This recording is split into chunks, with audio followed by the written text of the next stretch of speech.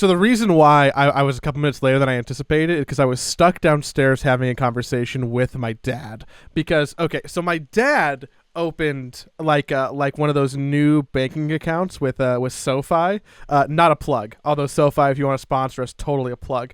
Like decentralized finance stuff, which gave a really opportunity for me to convince him to just put money into stocks and crypto. And I came down to go grab some water before the show, and he's like, "Hey Joe, I was looking at like that $10 a Bitcoin, like."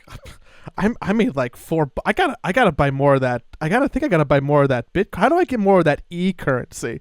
And I'm like, Dad, I gotta go record a podcast right now. This is not the time to find out that you have like some kind of cryptocurrency dreams and get rich quick. Like I gotta go do a podcast.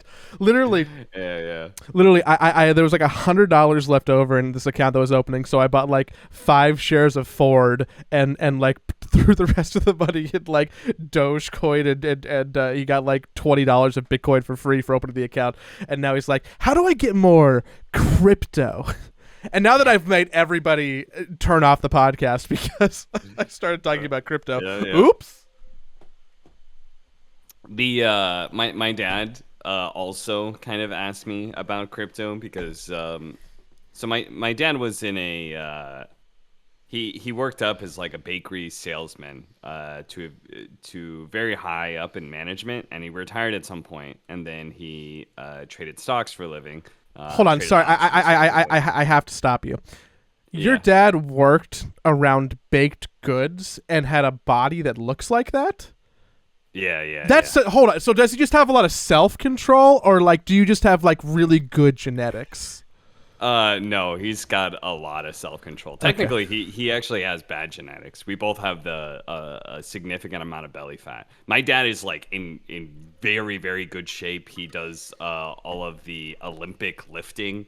He does, CrossFit. He's one of those guys, and I don't think I've ever seen him with a six-pack, like ever. And I know he is a fitness maniac. So,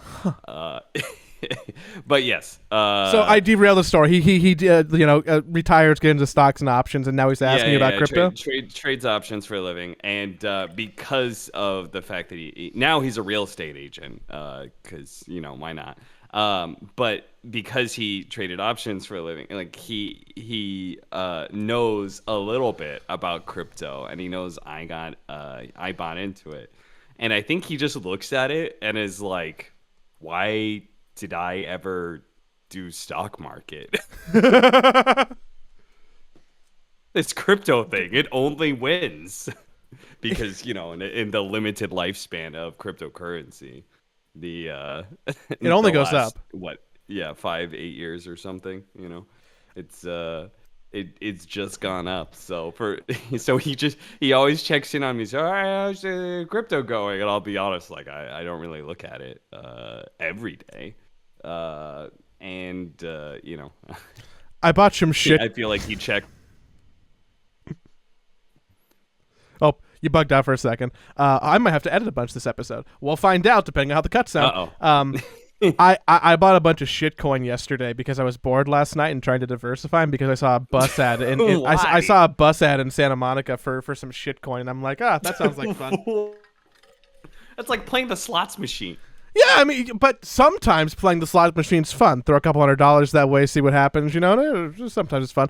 I bought a porn coin and I bought a shit coin. I bought a porn coin. What is a porn coin? I like porn NFTs. I don't want to talk about. I don't want to sit here and pander coins and do any type. I'm not a FaZe Clan person. I'm not going to pump and dump some coins or tell you what I'm buying. But just know that I saw a bus ad in Los Angeles that motivated me to spend $200 of shit cryptocurrency that you can't even buy on exchange. You have to sushi swap and Uniswap that shit. Anywho, do you? And God, we're getting to the point where there's some questions that I have sometimes that I genuinely don't know if we've talked about before. But you said you said that your dad moved into real estate as just like a why not thing. Do you think you get like your charisma from him? Because that's a job that like you need to have an ounce of charisma for, and I would describe you as having an ounce of charisma for your job too. Yeah, if you think I'm charismatic, my dad is like 10x me. Basically, my mom is an introvert. She grew up. She got me on like books very early on. Very often, like my mom and I are probably a little bit closer than me and my dad. And my mom and I would, just like spend days inside the house, reading, watching movies, stuff like that. Like very much introverted behavior. Whereas my dad is incredibly social. Like I remember one year he called me up and said that he told me that for Thanksgiving he had like a bunch of military members over to his house just randomly. He didn't know them. It was like one of those things where he was giving Thanksgiving to people who couldn't go home for the holiday sort of deal. And like, so he just brought a bunch of strangers over to his house. That sounds terrifying. He sold his house recently and is in the process of buying a new house, and he's staying with a friend for him and his wife are staying with some friends of theirs for like a month or two. Which to me is just like, no, I would never do that. I would never stay with a friend for that long because I would not want to be around somebody nonstop for that long. Or you feel like a burden. So I got my I got some charisma from my dad, and I got my introversion from my mother.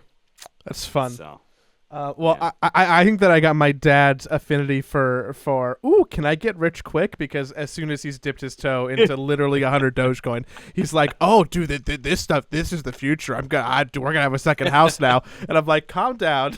I just tell my dad like I the thing is he keeps better track of cryptocurrency than I do, and so at some point in time I'm just like, but he doesn't own any, so I'm just like, why don't you just buy some? Just open a Coinbase account. I don't want to push people to do this because like I think it could very easily be a bad investment, but it's.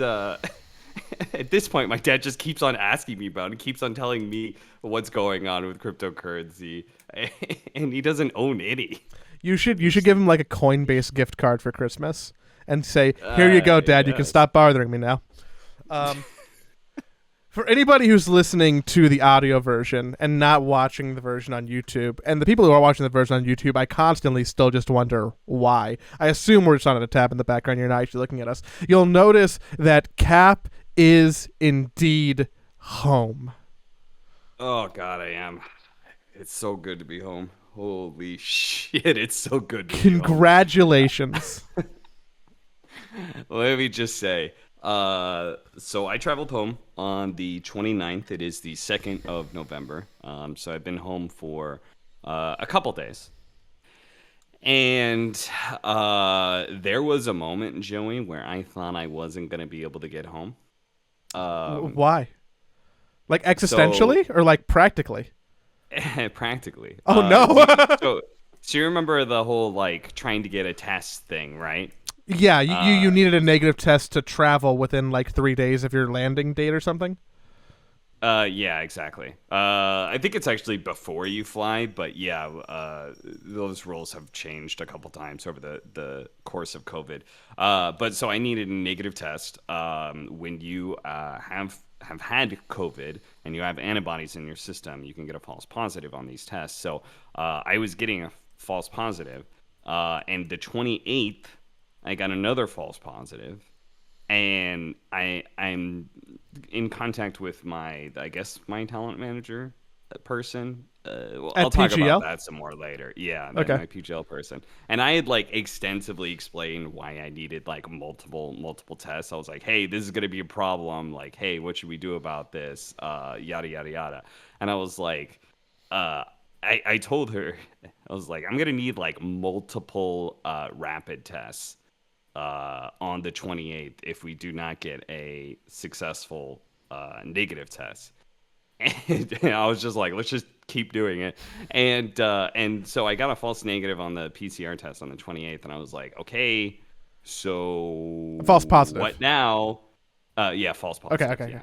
And I was like, okay, so like what do you want to do now? And she's like, you tell me. I'm like, what do you mean? What do you mean you tell me? I've been telling you. I've been telling you this entire time. I've been telling you this could potentially be a problem and we should plan for it. And fucking 4 p.m., my flight is at 6 a.m. the next day. And at 4 p.m. the day prior, we're trying to figure out how the fuck I'm going to be able to get on my flight. Anyway, I ended up getting a rapid test where he basically didn't even touch my nostril. I'm actually think technically it did not enter my body in any way. I think it just tickled the outside. So that of course was negative because it wasn't a test. But that was kind of somewhat standard testing procedure for the TI. It was not a thorough testing that we got every day. And, so how many international laws did you break then? You had paperwork, so I guess none, right? Like you have the paperwork. I got the paperwork. I follow the laws. Anyway, so yeah, I finally get a negative test. I was like, oh, thank God. Okay, I'm gonna fly out the next morning. Take a taxi at 4 a.m. I get to the airport, and I show them my test. And part of this is on me. I will 100% cop to this. I did not thoroughly check the paperwork. And the guy did not date my paperwork. Dude, that sounds like the most important line on the paper, Austin. Yes. Yes. This guy did the test and gave me paperwork and signed some stuff and set me up with a test and all this sort of thing. And he didn't date it. And they're like, you can't go. And I was like, oh my God. And it's, of course it's a date. And so I'm thinking about how I'm going to be able to fucking take my paper and just with a pen and real quickly write a date. I'm going to have to go to a different person of the airline and try and go through this. Cause this guy knows that I would have just the guy I went to knows that I just scribbled a date on there. So I was just like, oh my God, I was so fucking, I was like, if I don't end up getting on this flight, I'm going to be so mad. But I got a hold of my talent manager and she got a hold of somebody at the place and they were able to get me proper paperwork, and I was able to get on my flight. I'm glad that you got to the airport early enough to do that, because I feel like the way that I travel, I would have gotten to the airport and been like, oh, my flight's in 10 minutes? Well, guess I'm fucked. Yeah. I when it comes to these kind of flights, I always make sure that I get there pretty early. When I fly out from the States, it's because I know the LA airport at this point very well. Mm-hmm. So I'm much more comfortable arriving, an hour before my flight and feeling like, I'm going to make it. No problem. Have you ever missed a flight? But, I think I've missed 2 flights in my career of constantly flying internationally. And only one of those was my fault. And that was also because I was sick at the time. I had a fever. Basically, me and Blitz were at the airport on time, but we didn't go to our gate. I was feverish and shit. It was way back when I was going to MLG Columbus or Austin, one of those. You're just at the snack shop eating bugles, going oh, we were at Burger King. we were at Burger King. I was fucking miserable. I had a fever and shit, and Blitz back then was not the most responsible person, so he's had a lot of character development in that arena. Yeah, he is. He's now he's basically transitioned to going from dad being taken care of between me and being talent and having talent managers and things like that, to now being the person who takes care of other people, which I think Blitz was always kind of that way, but now he's just become a lot more responsible in that regard. I have a Blitz question. Yeah. What happened to the Cap and Blitz show, and how come I didn't get a "We Were Eliminated from TI" episode? Oh, well, that's just sad. Yeah, Blitz wasn't super excited to ever do that. And now at this point, like, it's post TI. So now the next question is, what's the new Liquid roster? So I assume once the new Liquid roster is announced, then we will do an episode and talk about that. So, that'll be the next time that Blitz is able to talk about things. I would argue that you saying new Liquid roster is problematic. Okay, that's probably true. That might be true. Yeah. That's but a roster that doesn't go to TI is probably not sticking together. Yes, which is especially since they've stuck together for this long. Basically any roster that doesn't make top 3 is probably not sticking together. In fact, I would even say unless you're in the grand finals, you're probably not sticking together. We've already heard that LGD was it LGD was switching things up? I thought LGD was staying together. Oh, okay, I thought LGD was right. I assume Spirit staying together, for example. Secret, who knows? That's an interesting one. Virtus Pro, we already know, has switched things up, even though, I've been backing them as like, I think they're future TI winners. I guess I should have said Team Spirit. I would look like a genius. But I thought Virtus Pro was going to be a future TI winner team if they stuck together. And turns out that this TI broke them. And I wonder if Spirit winning I wonder if and Spirit winning 6. Made that worse. Like, I wonder if a different team doing better and like them being the best CIS team would have actually encouraged them to stick together more than Spirit winning. Yeah, probably.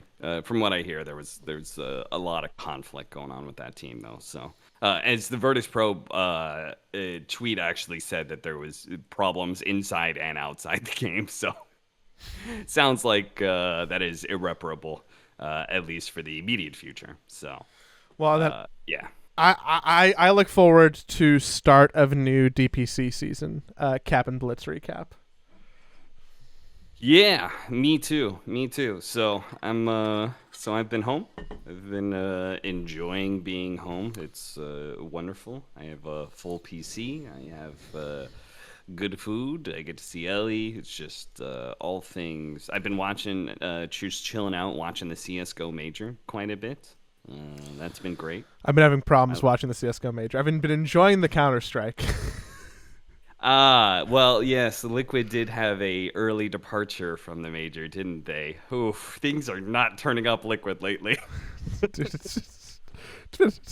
I don't think 2021 was really TL's year in most ways.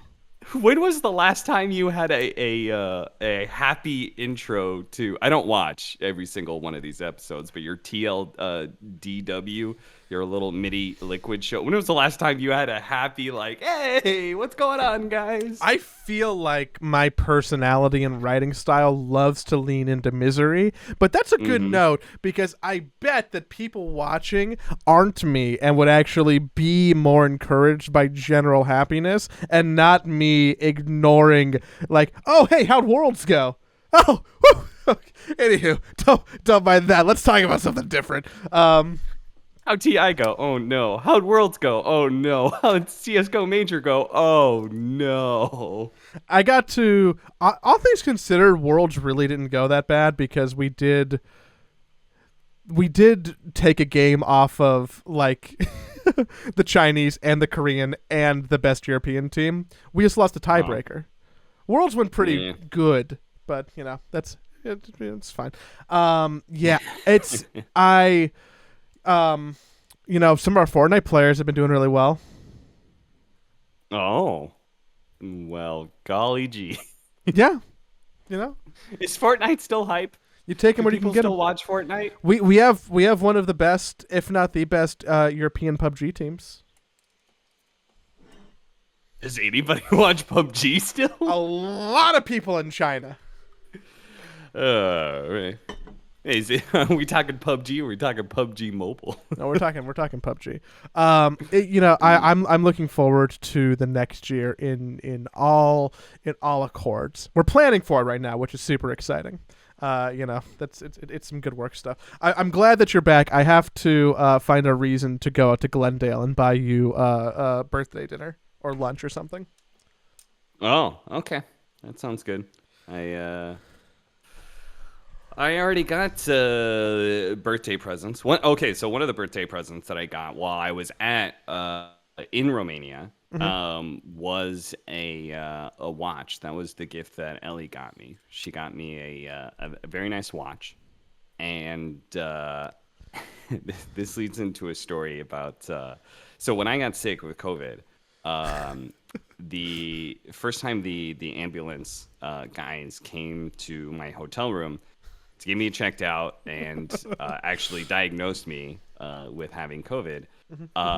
There was a younger guy who was like the main guy who was talking to me, who did all like the procedures and tests and stuff like that. And then the other guy, who I'm gonna guess was the driver, just was kind of like chilling in the room, sat down in my chair, and that's whatever. But then he just starts. I have my watches, my travel bag for watches, and the watches are three watches are sitting right there, and he just travel with three watches. Is that like for a style and outfit thing, or yeah. Okay. That's specifically for TI. I don't like watch. I don't regularly wear watches. It's literally just a style thing. It's literally just a dress up. Okay, sorry. Go ahead.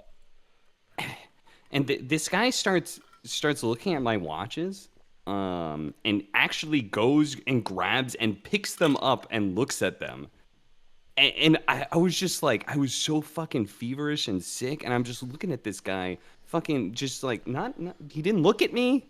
He didn't try and get any sort of permission. He just started grabbing my watches and started like looking at them and shit. And I was just like, what the fuck is happening right now? I was like, is this guy gonna try and lift one of my watches while I'm getting fucking tested for COVID? Like, meanwhile, you're getting your blood pressure checked. You got a towel on your neck, like you're getting medical attention the entire time. I'm just like eyeing this guy because like he just was just handling my stuff without my permission. Like, what the fuck?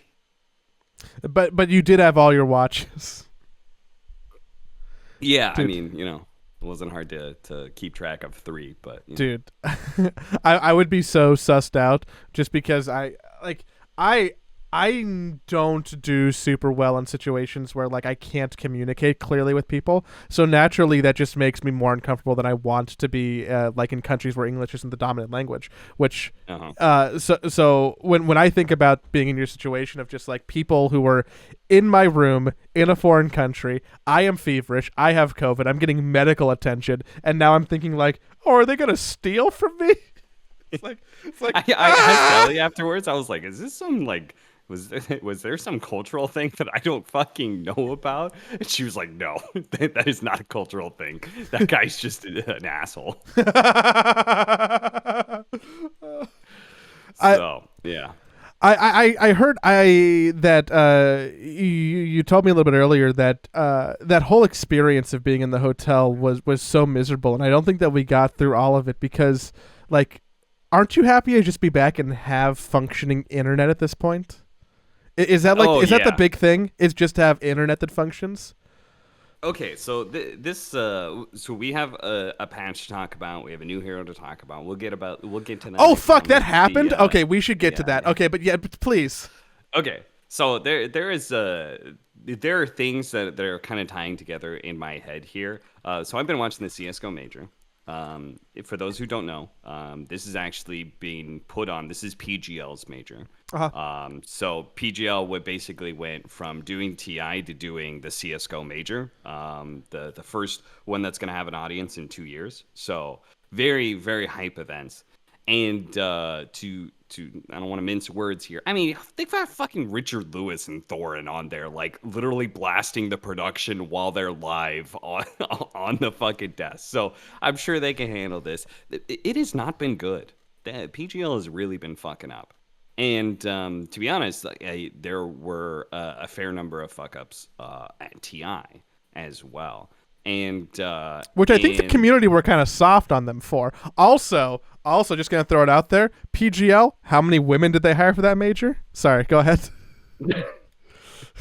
Well, after the backlash, they did end up hiring one. But yeah. Yes. If anyone wants to go look up what tokenizing is while you're listening to the podcast, just go for that. Anywho, so production problems on both of their marquee events is like similar production problems, or like what's going on at the major that is icky? There was just like so their overlay was bad. They've had like just general production problems. I was literally just watching it today, and like there was they just had like a black screen. Their camera operator, like their what is it, like director, who what's the name of the guy who like who calls for what camera shots to be used? Director, right? Yeah. Okay. So the director hasn't been like on point. There'll just be like camera shots that don't make any sense. Like there might not be a director. When there's on panel, there's only like 2 or 3 shots to be used at a time. So like how can you really fuck that up? There's the potential that for something like that there's the potential for something like that there might not actually be a director, and it's just a person choosing the cameras who's like directing and switching at the same time. So maybe the problem is that there isn't a director and their switcher is like not great.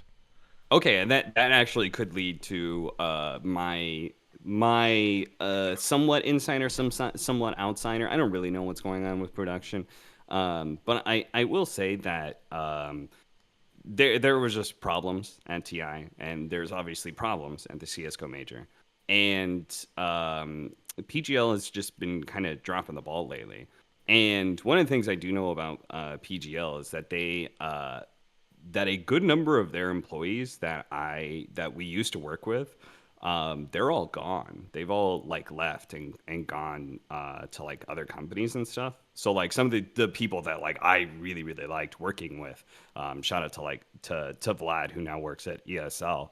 I really liked working with them, and they were great to work with. PGL lost a number of those employees, and I feel like a lot of the people I see now at PGL are fresh. I haven't worked with PGL in a bit, so but like I feel like a lot of the people I see now are all new, and then combined with that, I think they are very overworked, because I don't think they have enough people is the problem. Which it's interesting you say there might just be one guy for 2 jobs where it's usually 2, because that has been kind of the link. And I'm gonna tell this story. I wasn't sure if I was gonna tell this story. Originally, I thought about it. Basically, I had this incident, and I had to think long and hard about whether or not I was ever going to tell this publicly. And I have no idea what you're going to say. I have no idea what you're going to say. And whether or not I was going to tell this privately to management. So this is where the no Reddit rule is going to come in. If you're going to put this episode on Reddit for any reason, don't put it for this. Do not put this in the headline. All right. Please and thank you. So I had this communication. Okay, here's the full story. Let me dial back. I lost my luggage. Remember that? I lost my luggage for TI. Yeah. That sucked. So I got most of my luggage, but there was one piece of luggage, or I was missing 2 pieces of luggage. My big piece of luggage did show up a day or 2 later, and that was with all my clothes, my suits, and stuff like that. Okay, fantastic. But a smaller piece of luggage was missing, and that was actually a mix of my stuff and Ellie's stuff. And one of the things that was important for her was her tattoo machines that were very expensive. And one of the things that were important for me was my laptop charger. There were some other things in there as well, but the biggest thing was my laptop charger. And the reason that was important was because the hotel Wi-Fi was not very good. Now, we ended up solving this problem ourselves as talent. We found out that the TV is connected to the internet. So we unplugged the Ethernet cable, and shout out to Cinderin, who was nice enough to get us a bunch of Ethernet cables before he flew in, because he flew in a little bit later. He got some of us some Ethernet cables and like an Ethernet to USB-C adapter, which is something that I needed, for example, for my laptop to work.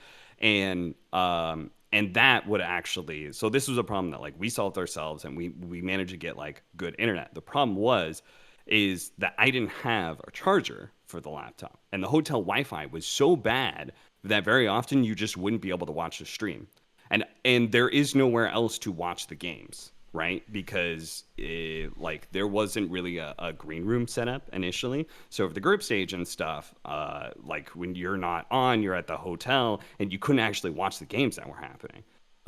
Like on your phone, let alone like for me on the laptop. That sounds hard to like keep up with. It's a little bit of a problem, right? Because you need to like when you're at TI or mini, really any event, you're kind of working the whole time, even when you're not on camera, because you need to kind of keep track of what's happening to do your job as good as possible. Yeah. So we want to be able to keep up with the storylines and keep up with, if you're an analyst, which I kind of consider myself as one, you want to be able to keep up with like how people are playing, not just things that you can like look at on DOTA buff and see what heroes they're picking, but you want to actually see how they're playing inside of the game. So it's important to be able to watch the games even when you're not casting. And so yeah, I was in this situation where I really needed that charger, basically, right? Because it's the only way I can get functioning internet was through this Ethernet cable attached to a laptop because the Wi-Fi wasn't working. And so I'm like, I really need this laptop charger. I therefore really need my bag. And it is something about being talent at these events. You usually have a talent manager, somebody who's basically their sole job is to make sure that you are there at the venue, like you're able to go back and forth from the hotel to whatever the venue is. They make sure that you're getting food and drinks and like anything extra that you may need. Right. So if I get some sort of problem, right? For example, there was one time where I needed shoelaces because my dress shoelace snapped, and I was like, I needed like black shoelaces, and that was something that happened like at an ESL, and my guy ended up getting me shoelaces. It's super sick.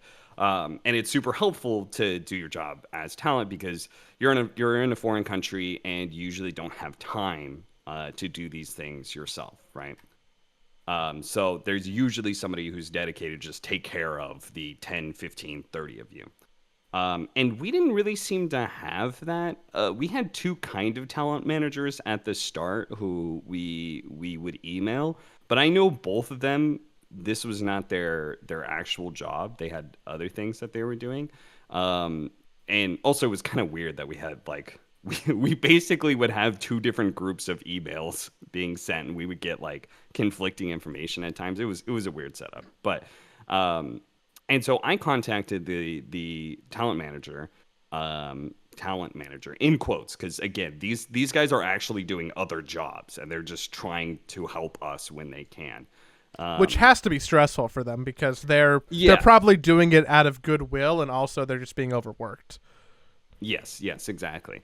And so I contact the guy is supposed to be in charge of me, and I'm telling him like, hey, I really need this charger. I need my bag really badly. I need some help, like being able to communicate with the airline and specifically the airport, because I'd been in communication myself. Like I was trying to solve this problem myself. Where I was talking with the airlines about my lost luggage and stuff like that. And KLM was being really shit, but Delta was helping me out a little bit more. And they had actually, they told me, and this may have been incorrect, that my luggage was flying on. They gave me like an exact flight that they think my luggage was flying out on. And they told me that like, hey, this bag, we think it's actually at the Bucharest airport. So I needed somebody to be able to like check with the airport. To be able to find this luggage because it was important. And this talent manager guy passes me off to another person. And so I'm in communication with this person. I give them like the reference number that I have. I show them the communications I have with the airline. And I'm basically giving them all the information I can, so that when I work the group stage and stuff like that, they can potentially like contact the airport and see if my bag's there or something. Mm-hmm. And this is another person who this is not their job. And I'm gonna go through the WhatsApp conversation because this is one of the most unprofessional conversations I've ever had in my life, and you'll see what I'm talking about. So we're talking. I'm giving him all this information, and one of the things. So it gets to this point. He says, "I will keep calling. Remind me later tonight." And again, I know this isn't like his job, and he's kind of helping me out. He's kind of doing me a favor, but he's also like it's also in general like PGL's job to help me with this situation. That's just like the purview of being a tournament organizer and having talent. It's like there are things that are going to come up that they're going to need. And so I said, okay. And then I messaged him about 8 hours later. And I was like, hey, any update? No updates, sorry. And I know he's busy, and I know I'm going to need to remind him. So the next day, I just ask, any update? And he says, okay, just called now, still not found. Seems like it got lost in Amsterdam. I was like, okay. And I think 2 days later, I'm like, hey, like I really need that bag. Is there any update? I'm being told now that the bag is at the airport. And this is his response. I get his response right as I start casting on the first day of group stage. I think it was the first or second day of group stage. So you're like in prime mode. You're like, I got a fucking job to do. It's TI, baby. Yeah, I am literally live mid cast, and I get these messages. He quote responds me where I say I really need that bag, and he says, and I'm not the airport, FYI, or KLM, or God. It's on the way. And I just respond, Lamau, because I'm mid cast, and I'm just like, why is this guy responding in such an aggressive way? And then he responds, I will just blame WhatsApp for feeling like I'm to blame because your bag did not arrive, and I will consider a misinterpretation. Okay, the aggressiveness continues. All right. So I respond, I'm like mid cast writing this message. Because I like he's just like made me angry, and I'm just like, oh, okay, like whatever. So I write this message in between games. Actually, I remember this now. We just got I finished out the cast. I was really angry, but I finished out the cast, and then I responded between game 1 and game 2. And I said, look, and then I reference let's call him Bob. Bob is my original talent manager who passed me off to this guy. I said, look, Bob is the one who passed me off to you. If you don't want to help me, that's fine. There's no need for being hostile. If you have a problem with helping me with this because you're overworked or frustrated or whatever, I'm not the person to take attitude with. Go talk to your coworker or your boss. I'll consider this conversation over. He said, I'm not the one with the attitude, but like you said, let's end it. And he said, I'm not the one with attitude. And I get this message midway through the second game cast. And I'm about to fucking lose it. I'm like getting these messages mid cast. I'm so fucking angry at this point in time that I fucking block him because I'm like, if he says one more thing that like is going to, I'm just gonna fucking lose it, right? So I had to block him in order to make sure I wouldn't get more messages mid cast that would fucking make me do my job worse. And yeah, so that was the So that was the conversation I had. This is with again, this is a random PGL employee. I debated whether or not I was ever going to take this up with because I felt it was extremely unprofessional, and I value professionalism. And like that's just like a core of part of my identity. And I felt this interaction was incredibly unprofessional. And I was like trying to debate whether or not I was like, is this worth putting up? And ultimately I decided this person was just overworked and overstressed. And they kind of lashed out at me. But you know, like they were put into a responsibility to help me out when they probably shouldn't have. Because again, it's not their job. And so ultimately I decided I'm not going to tell anybody about this. I ended up telling a couple of the other talent because it was funny. Like after the fact, it was funny because I was so mad about it. But I didn't take it up with like his boss or anything like that, or like anybody at Valve, because I ultimately decided this guy was just overworked and probably should not have been in that position in the first place. So that's why I That's a say no very reticle, because I don't want this to like. I decided I didn't want this guy to experience any backlash for that. it's I mean, it's very relatively minor. empathetic. I think that's pretty empathetic. I can make a case that it would be worthwhile telling PGL, because in a scenario where this person was like put in charge of doing any type of talent handling, it could just lead to future issues for maybe not yourself, but just other people. Like, he might not be the person to be liaisoning with talent, because even in the first place, like, the daftness to send messages like that, aggressive or not, like while you're working, and like that's not good for the product.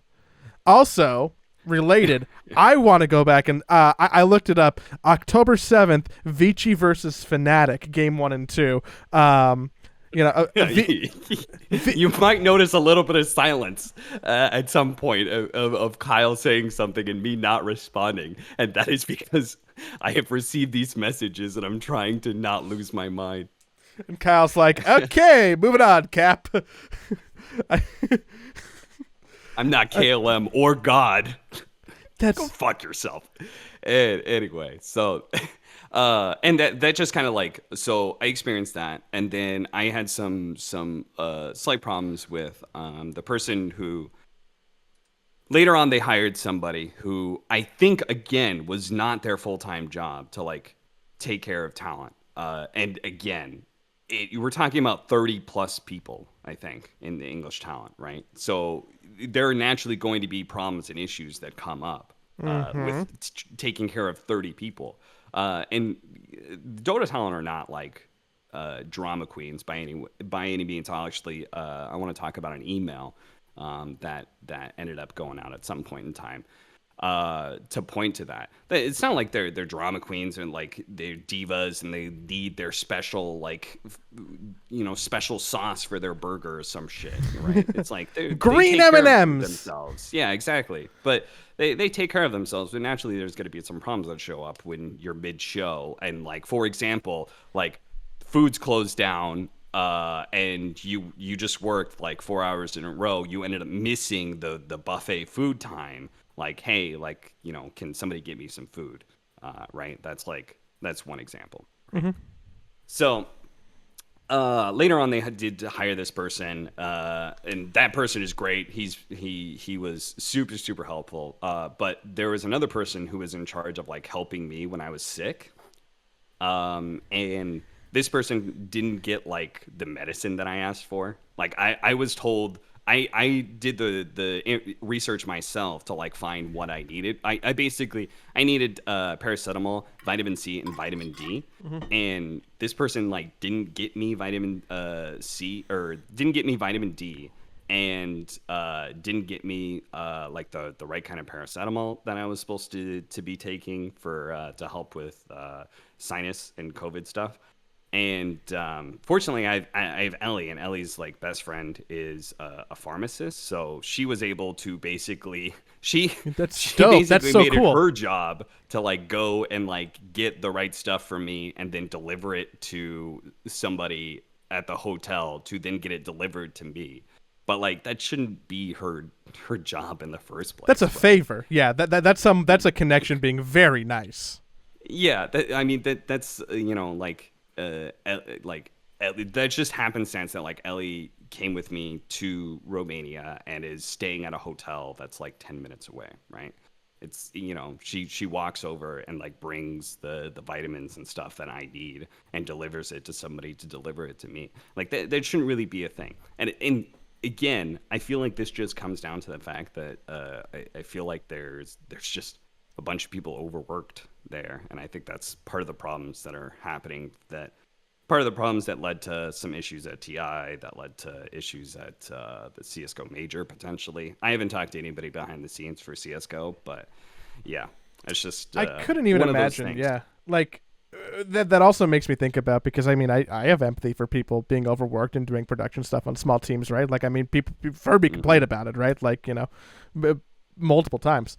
But like layer on top of that the fact, like how many PGL employees are just like Romanians? Like are they also just going through like their own mental strife of that particular point in time, like just their country not doing well and civil unrest and protests and probably family members getting sick, and like they're like, even if you extrapolate that one layer outside of work, like they're probably just they're not giving their broadcast day job their all because the world around them is burning. So kudos to people for still putting in the work and making TI great, but like at the end of the day, it's a bunch of humans who are experiencing a bunch of problems who are putting on a show for us, and maybe we should be kinder to them. But also, production wasn't that good, and also those WhatsApp messages are crazy unacceptable for it. Like, oh yeah, not just like especially to send to talent, but like at a base level to send to a human, like not cool. Like that's shitty regardless, but that's like like I didn't say anything that was aggressive or warranted that kind of response. Yeah. Like maybe he was annoyed that I asked for an update, but like I did it because he was obviously busy and I know I needed to remind him. They had to have felt that way for days leading up to that too. Like, that wasn't like a moment of them snapping. They probably were annoyed that they were helping with the situation the entire time, and that was just like the steam popping off. Yeah, exactly. But I talked about an email that I was going to reference, so I hope this is okay to put out there. Somebody ended up getting an email sent to them from one of the production people that we work with. This is a production person who has, we have worked with him before. I believe it is part of a core group that Valve hires that goes to TI. I believe this person was at TI9. I'm pretty sure I met them at TI9, and they were here at TI10. They sent this very nice email. And I wanted to share it with people because I think it's very cool. This person said, oftentimes in my line of work, this is somebody who again works directly with talent. He's like an audio person, so he will work directly with talent, and he's on the production side. So he says, oftentimes in my line of work, the talent I support is little too bought into the culture of celebrity and tend to disassociate themselves from the technicians. It can limit the enjoyability of the job. You folks in the tent were not like that, and I mean it when I tell you that. When I tell you the 14 to 16-hour days I spent in there seem shorter. He didn't have to do that. That's really nice. No. Yeah, that is very nice. This person, I got to work with them at TI9 very slightly, and they're just kind of one of those people that you just instantly, like on meeting them, you just kind of like them. But I wanted to share that email simply because I think that I'm very proud of the people that I work with. I think a lot of them are very good people. There's very few diva moments and stuff like that. And I wanted to share that email because it has nothing to do with me. I didn't work in the tent at all. This is the production tent for the panel, and I was never on panel. So this reflects on B, not at all. It just reflects on the people the panel people that were there. And I think it says a lot about the kind of people that they are. So yeah, I thought it was a pretty cool email. Can I segue into some unsolicited audience career advice? Yeah. If anybody is interested in working events, production, around tech, around shows, and you have like a skill that you want to learn or something you can train, and you don't know what you're doing, look into audio. Look into audio as a skill. Why? Because like it is one of the most invaluable things to have someone who is good at, and you can really be self-taught to a certain degree, and it's a good jumping off point. It's siloed enough to where you can learn a lot of stuff by yourself. The beginner equipment is pretty cheap to learn with. You will always have work if you're good, and you will eventually pretty rapidly get paid very well. Audio people in productions are some of the best paid people on set, because do you know what kills a broadcast before anything else? It's bad audio. I'm going to guess audio? It's bad audio. Bad audio is like the worst thing that could happen to a broadcast. I will say it does seem incredibly stressful when there are problems and they have to try and troubleshoot that problem. So I experienced, like, just at the last DPC we worked, we have these wireless packs, right? Mm-hmm. And they were getting some sort of interference on one of the packs, and I remember them just going back and forth, like, frantically trying to figure out where the interference was coming from, because it was only on this one pack. I just remember thinking, like, man, that seems really stressful, because we've got 5 minutes until we're live, and he's trying to figure out how the fuck to fix this mic pack. If I can go back, that seems stressful. If I can go back and do it all over again and just like focus on a craft, which I guess I am in a craft-based business anyways, but like really focus on a craft, like I would go and tell my younger self to like learn a lot more about audio. Awesome career path. Would recommend. And it usually means you get to work very directly with the talent if you care about that sort of thing. But as this guy said, you know, sometimes a lot of talent are shitheads. So a lot of talent are shitheads. Yeah. A lot of esports talent are pretty humble. A lot of talent are shitheads. Yeah, it's because esports is like, most people in esports like started off as nobody, and as they became something, it was still very small, right? It's like, yeah, like, oh, the best caster in, you know, a certain esport, but the esport only nets like 5,000 viewers when you go live. It's like, whatever, you know. That's not real fame. I have a problem, Austin. The problem is I'm looking at the timer. It says 50 some odd minutes, and I am going to, for the first time in this episode, say MARCI. Now I can go ahead. I can make the YouTube comment that says, hey, if you want to listen to the podcast where we're going to talk about the DOTA patch and the new hero, you go ahead and skip to 52 minutes. All right, over there. All right. But she's gonna be on the thumbnail. It's gonna be probably the episode title, and we just made it all the way here, so we should probably give the people what they want. And I don't know the best way to do that. It's been a minute since we've had a new hero. Like just snap reactions. How many MARCI games have you played? So I've played 3 games of MARCI. I've played a lot of games with and against MARCI, because that hero is fucking busted, bro. That hero is naughty. That hero is fucking wrong. Okay, so in my head, I've put together a slight ranking of heroes that are broken on release. Like, what was the most insane? Okay, for me, people will disagree with this. People will disagree with this ranking. Yes. Joey, no, you first, but then I have a counterpoint. I have one in my head. I'm going to say Monkey King on release was the most busted hero. And that is because the damage was so absurd that you got to level 2. If you maxed out, if you got Jingu stacks and you just hit support with Boundless Strength, they would literally just get one shot. That was just insane. Number 2 was Earth Spirit, who rivals Monkey King, no doubt. On release, but he was more of utility.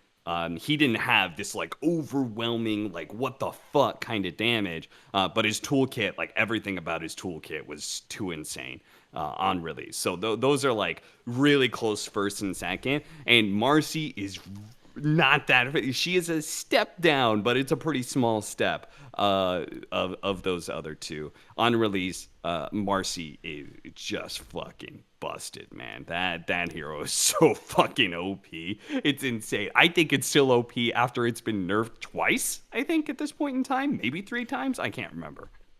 I have an answer. I think Earth Spirit might be the right answer, but I want to propose 2. One that I think is more subjective, and one that I actually have a good case for. Do you remember that Oracle on release had False Promise on a 20-second cooldown? Yeah, and it made which you go gave you invisible invisibility. Yeah, that was pretty busted. What's the other one? I think Centaur was really broken on release. Yes, Centaur was, yeah, okay. That's the other one that I think most people reference because Oracle's a support. Hey, Also at OT low support, MMRs. hey. At low Yeah. MMRs, I don't think Oracle really had an impact. At our Yeah, people would hoity-toity be games. purifying flames level 1 at the start and be like, why are they healing?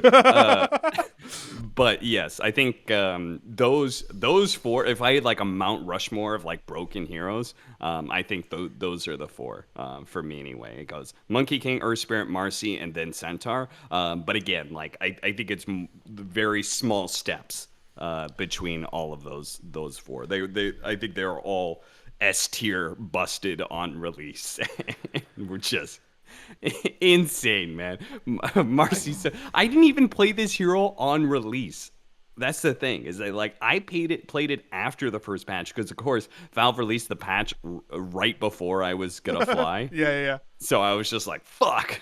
So I didn't get to play for like until the second or third day of the new patch. So I don't even think I played. I personally did not play Marcy on release, though I did get to experience it. And seriously, man, that hero's insane. Her kit just feels so diverse, which is Yes. probably what adds to it. I haven't gotten to play a game as Marcy myself because the games I've been playing and I just literally didn't get to pick her. I tried to be one of those people just for research purposes and fun purposes, but it didn't happen. I probably should have played a bot game just to like experiment and stuff. But what I've been seeing, and not even reading that much, but just seeing, is like it feels wild to me. Just her built-in mobility skills.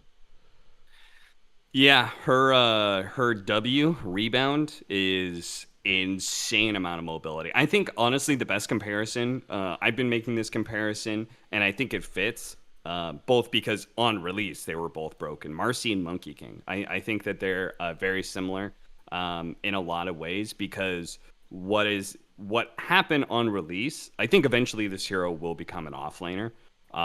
But what has happened on release is that, like Monkey King, people have realized that this hero is insanely good as a carry, but also insanely good as a support. Because both Monkey King and Marcy have two abilities that are incredibly good from a support position, right? Rebound as a mobility tool for support is always kind of crazy. Think about like how many supports have like really high mobility, right? It's don't. usually pretty limited. Yeah. Well, one of them is Earth Spirit, which is, funny. But like so they've got Tree Dance and Rebound, right? And then you've got this other ability that's super good. For Monkey King, like Jingu stacks are really good for playing the laning phase, but also you have this Boundless Strike, which was just a nice long range stun. And for Marcy, it's the fucking suplex ability. Dispose is what it's called. You can tell I'm a caster because I have to like actually know the actual name of the spells. That ability is insane, combined with the fact that she's got good stats, so she's able to just kind of play this bully in lane. So she's able to use Dispose. She's hard to fight into. She's able to use Dispose as a reposition and a stun, which is an insane combination to be able to have, right? Like if you were to be able to swap somebody and they're instantly stunned on that swap, like that would make the swap 10 times more powerful. And Dispose may not have the same range as Swap, but the fact that it stuns after their reposition makes it so powerful. And it does launch you a pretty decent ways. There are so many times where I've been surprised that the fact that I have been fucking tossed back into tower when I really didn't think I was that close.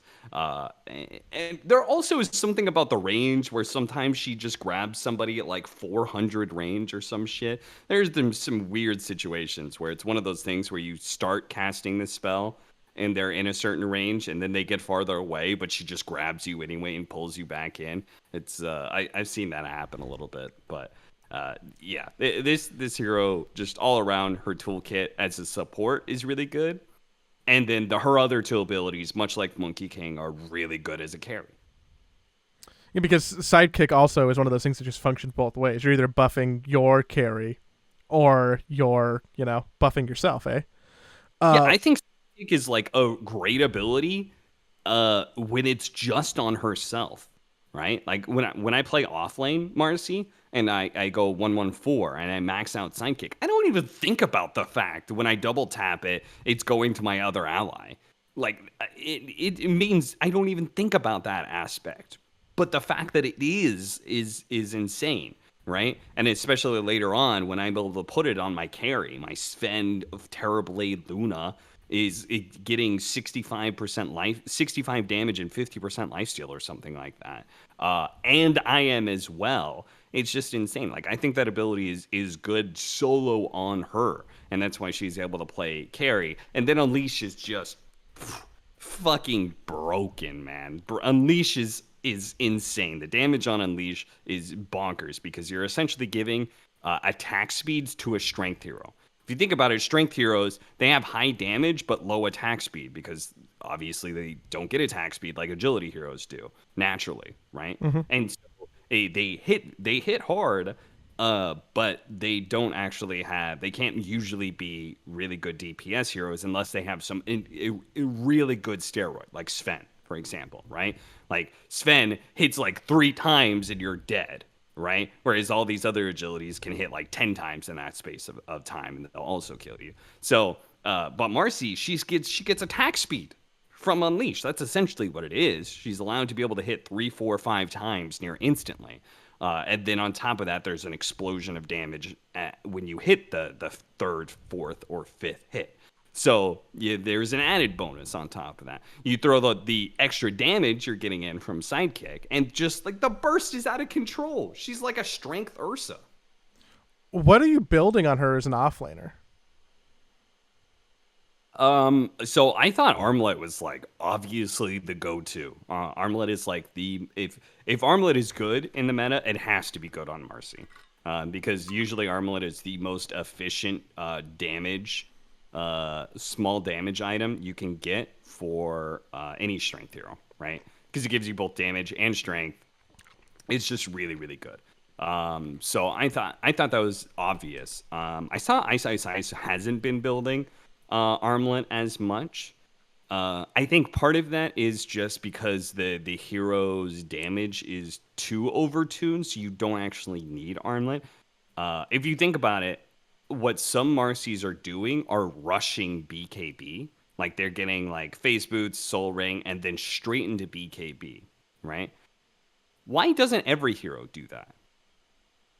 Right? Why wouldn't you always just like rush BKB? Because you don't do damage and then you die when your BKB goes out? Yeah, exactly. Because you don't do damage, right? Oh, I passed the test! Oh, go team! Because like for some heroes, you know, like you need some sort of farming item. For other heroes, like it's just not damage efficient to go BKB. It's more efficient, obviously, for strength heroes because part of the buildup is strength, but it still doesn't give you that much damage. It's not a good damage thrower. But the fact that her toolkit gives her so much damage means you can rush BKB. All you need is to be magic immune. All you need is to be free of disables, and you will kill people. And you will kill their entire team as well, because Unleashed lasts for 16 seconds. So, and you've got all the mobility in the world. So you're going to be able to just run in there. You've got lifesteal, you've got sustain, so they can't fight you back. You're gonna be able to kill them, keep yourself at high HP. They can only run away, but they can't run away. They can't fight back because Unleash is also slowing their attack speed. They can't run away because you're able to rebound on top of them and then fucking suplex them back into your team on top of that. And stun them. You could do nothing but run. And so like that's just a problem. When a hero is able to rush BKB and have it be successful, that just means your damage is overtuned. Is Basher core? Yeah, I think Basher is eventually core. Because again, like all she needs is not to be stunned, and then the other thing she needs is some lockdown, which she provides herself. But like you know, it's helpful if you just have like all you need is more stuns. What's the proc rate on Basher? Is it like 20%? Yeah, so it's like something like that. But so if you get to level 18 and you do 5 hits with Unleash, it's a guaranteed bash, right? Yeah, you're almost certainly getting a bash on Unleash.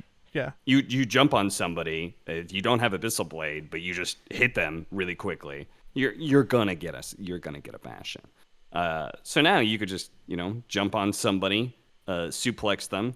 You're gonna get a bash afterwards by unleashing, and then you rebound onto somebody else, and again you're gonna get a bash because it's 5 hits instantly, and yeah. That's so yes, I think Basher is like third item usually. Like I go Armlet, BKB, Basher. I've seen at some point in time, if you need more initiation, Blink Dagger is really good on the hero because Dispose is. I actually don't know, but I feel like it's near instant. I can look that up real quick. But yeah, it's like it feels like it's near instant, so you could just blink dispose somebody immediately, and it's a really good way to start the fight. And again, because she's got so much burst damage, that person's probably dead. If you blink dispose them, they're probably dead. I would also assume that like Maelstrom has to be being built a lot, right? I don't know if that's good or not in theory, but I see Maelstrom picked up. I think that's like I usually see it later. Which is kind of weird for Maelstrom, right? Because it's usually a farming item. Yeah. First item, farming item. But I've seen it later, and I feel like most of those situations where I've seen it, it's like, oh, that that he has to deal with a Phantom Lancer or something like that, Yeah. So. Because similarly, like Maelstrom has a higher proc rate than Basher. I don't know what either of them are, but I know that it's higher. So if you're disposing anybody, you're just getting lightning all over the place. Yeah. So. Yeah, I guess that overwhelming makes blink at some point in time is really good. You don't even need Satanic is kind of like the crazy part. But obviously that items build up is good for you. Same goes with Heart. But I feel like overwhelming blink is the better of the 3 Reaver items. AC, you can get that if you want. I tested out Desto at some point in time. Desto felt like it was overkill. It was like it was just like too much burst damage or something. Yeah, Scotty is good.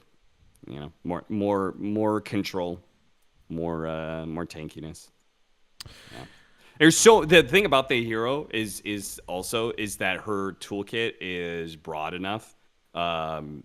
Like we've talked about like how overtuned her damage is, but her general toolkit is like broad enough, right? She's got a mobility spell, she's got a stun, a repositioning ability, she's got a buff that she can give to carries, and she's got like damage basically from her ultimate. It does some other minor things like slowing down attack speed and stuff. So her toolkit's pretty broad, which also means her item tree is also very broad. It feels like you can build a lot of different items, and they all feel pretty good for MARCI. Same goes with her build-up of skills. I've seen every single one of her basic abilities be maxed out first from different pro players. I personally think if it's core, it's 114, and then if it's support, that is a little bit weird. I think rebound is an insanely good. So I think you always get rebound level 1 because the mana damage ratio is too favorable. So always get rebound unless you're like going for a bounty rune fight, in which case you level up dispose as a support. But I feel like as a support you should max out rebound because I think that ability was way too strong. Doesn't that better dispose, like point scaling too? All things considered than dispose. Yeah, for damage wise, yeah. Dispose is better control, because obviously it levels up the stun more, and I believe lowers the cooldown. But it feels like all and I know that I saw a Reddit post similar to this, but it feels like a lot of the heroes that have been released in the last 2 or 3 years kind of have just been widely broad skill-based heroes. But MARCI feels like the ultimate out of all of them. Like Dawnbreaker feels like it kind of had a purpose, but you could still make a case for like, what lane does this go in? Hoodwink, what lane does this go in? Snapfire, what lane does this go in? Pangolier, probably one of the most diverse heroes that's still in Dota right now. Like, yeah, Valve is really like they've done a really good job with all these new heroes and making them fun. Playing MARCI is fun. Her unique mobility from rebound is cool. It's interesting to learn. It looks more complicated than it actually is. It's really easy to pick up, to be honest. Dispose is point and click. It's actually incredibly easy. Cast animation for Dispose, by the way, is 0.2. Rebound is 0.1. Sidekick is 0. And cast animation for Unleash is 0.2. So so again, when you that can could blink be a good nerf for it's Unleash. pretty reliable. Yeah, that could be a decent nerf, is if you give some kind of animation before unleashing. Yeah, I would also say that you probably shouldn't be able to instantly dispose people. I feel like 0.2 of an animation could probably get tuned up. And like I personally, the way I would nerf her is that I think that Psychic's cooldown needs to go up. It's the duration of 6 seconds and cooldown of 12 is way too insane for any core. Just to have like 50% uptime on 50% lifesteal at a mana cost of 30. It's insane. You're like I feel like I never run out of the mana on that hero. And I've seen like I go Soul Ring, but I don't even necessarily feel like I need Soul Ring most of the times because a lot of times I'm just spamming Sidekick and it's 30 mana. I don't know why that ability is so cheap. You don't allow a farming hero to have a free tool sustain, like that basically. so free. Yeah. Like you're always out on the map as MARCI. That's super valuable.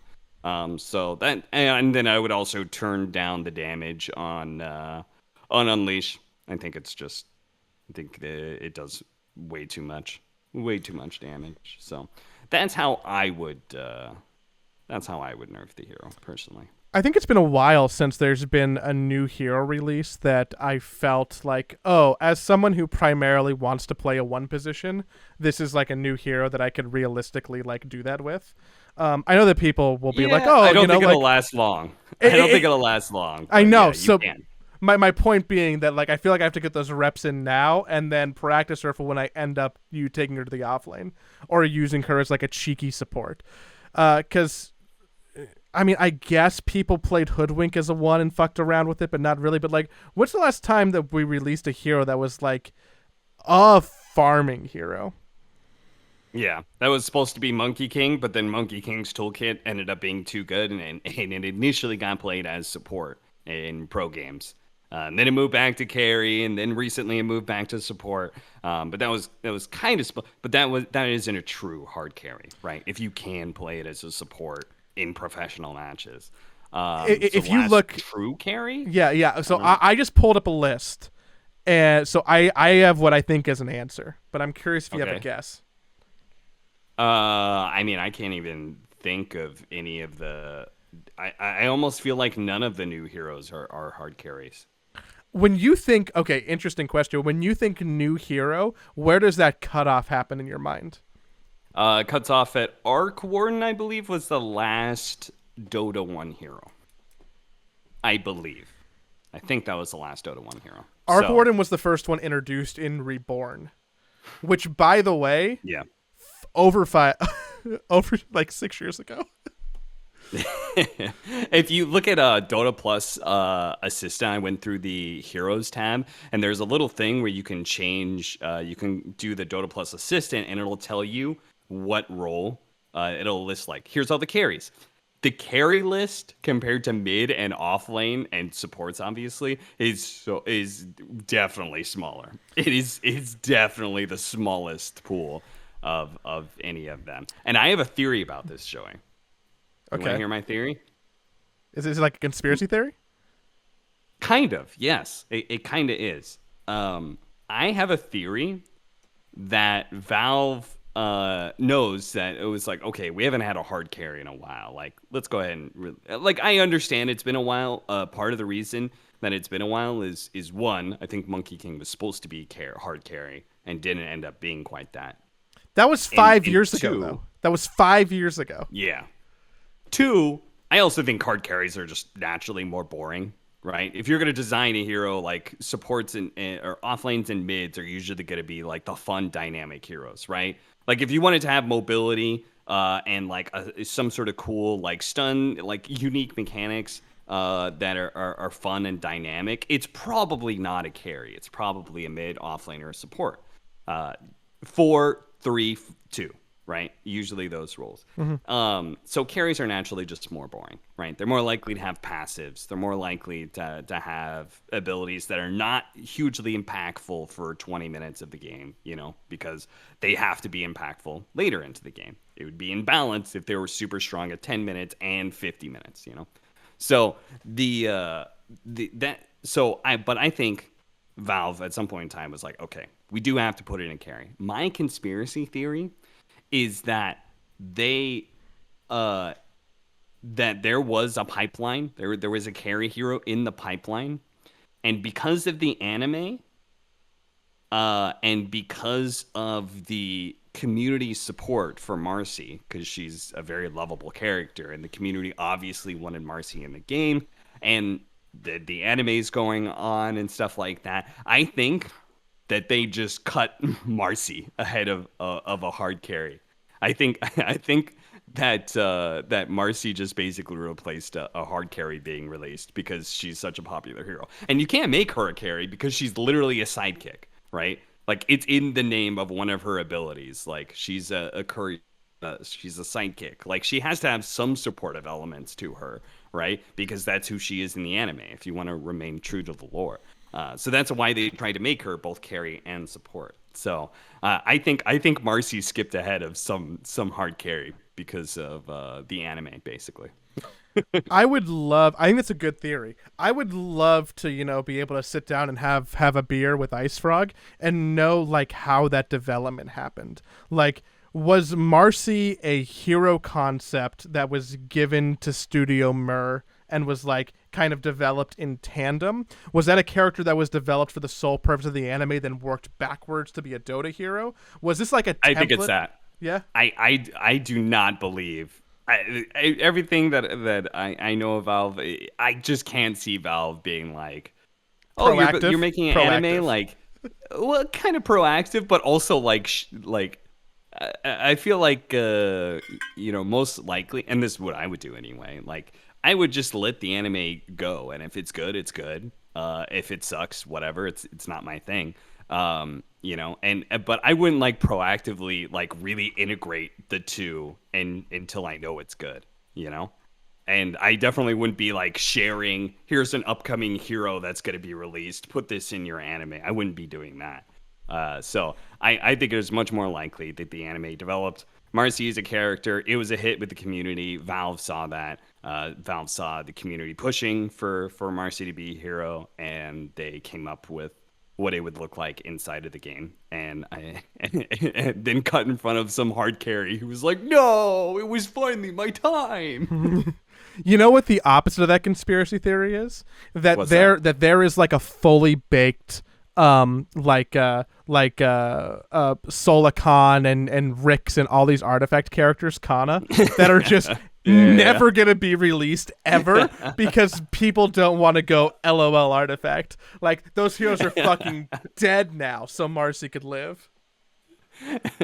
Okay, so if we want to think about that in some way, like, surely if you had that already like developed, right, you would just reskin and retool, you would reflavor that hero into something else, right? Yeah, you don't throw the work away.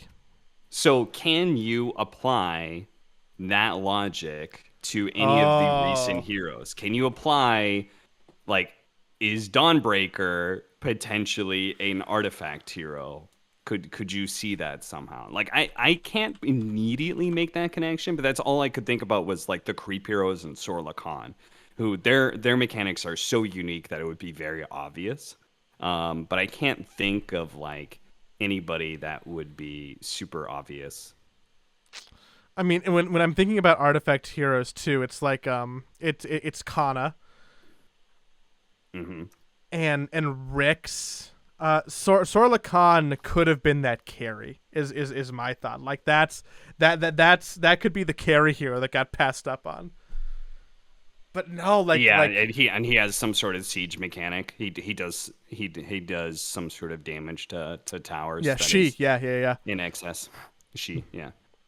Mazzy, no, I don't think any of them did it. I don't think Yeah. that Debbie the Cunning became became Marcy is No. my first thought.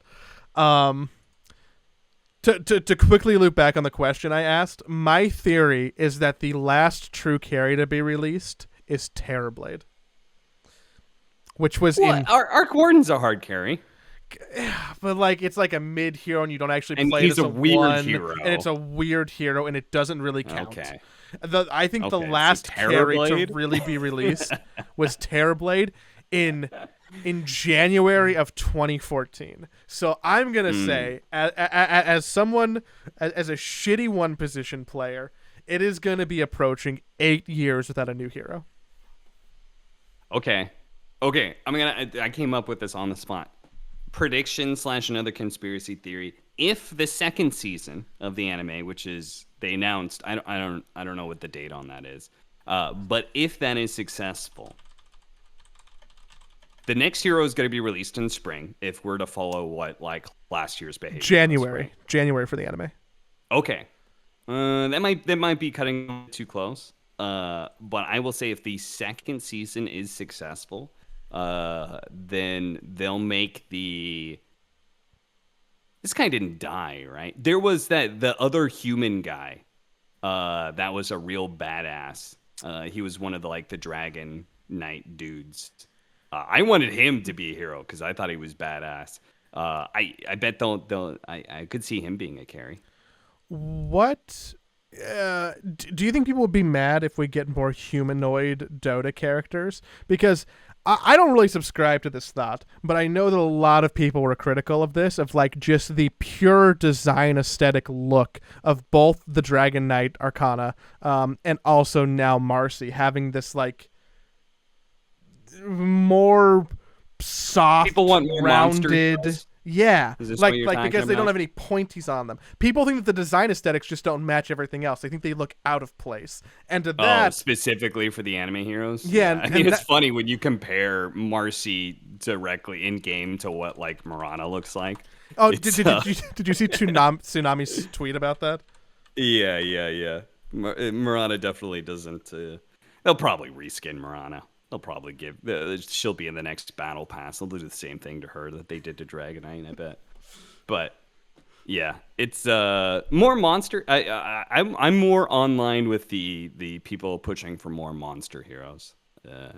I'd be down with that. I think part of the cool thing about the characters in Dota is that they are all very, very flawed.